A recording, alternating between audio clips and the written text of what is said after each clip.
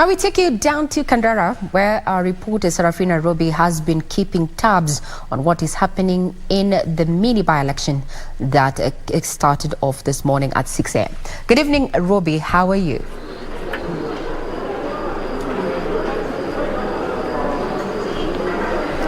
Robi, we can see you. Kindly just bring us up to speed. Indeed, a very good evening, Regina. We're coming to you live from Kandara Girls, which is the main tallying center for the Member of National Assembly by-election here in Kandara constituency, which is in Muranga County, whereby 8 contenders are contesting for the seat for the Member of Parliament after the immediate former Member of Parliament, Alice Wahome, was appointed to be Cabinet Secretary for Water, Sanitation and Irrigation, and thereby leaving the seat vacant, and thereby leading to this by-election that is being held here and also in other subsequent places.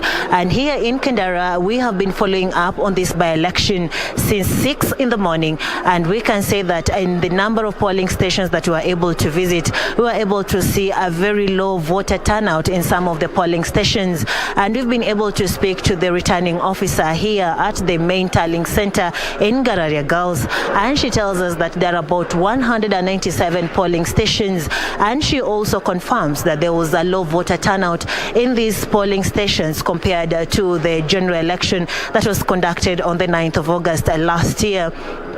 And therefore, they also expect to have a lower voter turnout percentage, given that as of lunchtime, the percentage of voter turnout that they were able to record by around 1 p.m. today was about 13.7%.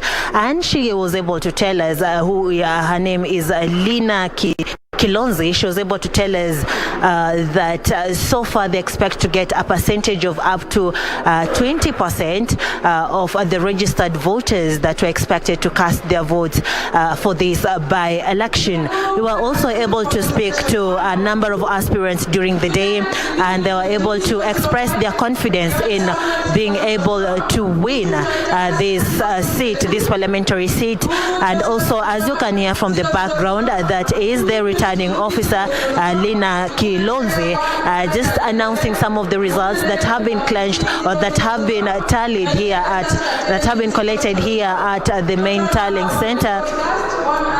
And as you can hear, they continue to announce some of the results of the contenders, the main contenders. And so far, they've been able to announce up to 26 polling stations out of the expected 197. Then this goes to show that we'll be here out to deep in the night to get to follow up on these results that will be announced of the remaining polling stations, given that up to now only 26 polling stations, results have been announced from 26 polling stations. Also with me is one of my colleagues, who is Kennedy Epalat, who's also following the by-election. And in other polling stations, perhaps Epalat, what were you able to notice in some of these polling stations? Okay, I realized that unlike before, the turnout was very low. And going by what the leaders that we interviewed this morning, including the CS National Treasury, Professor Jugunandu, and other candidates, we realized that the turnout was low.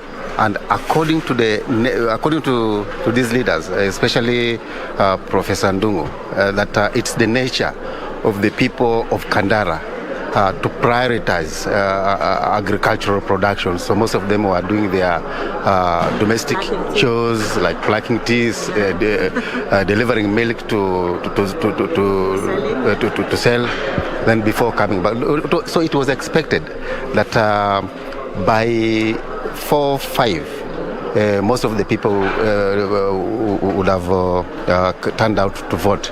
But all that remains to be seen, because the ultimate decision maker is the returning officer. I believe that this will be over, in my estimation, by midnight. Absolutely. That is one of my colleagues, Kennedy Epalat, whom we have been following up these by-elections at Kandara as they continue to announce. Now that is the 27th polling station out of the expected 197, and we'll continue to follow up to get to see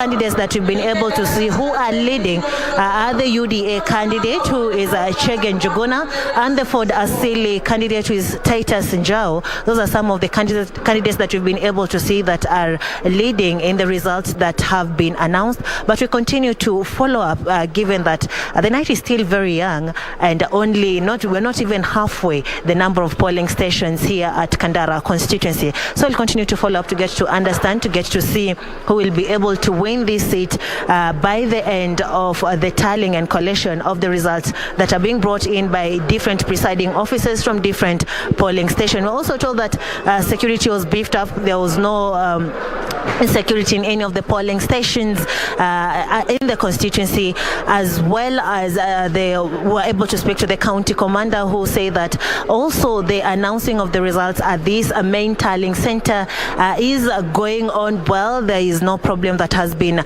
experienced in any of these centers, especially at these main tallying centers. You can see these are some of the security officers who are manning this particular place to get to ensure that security is in order.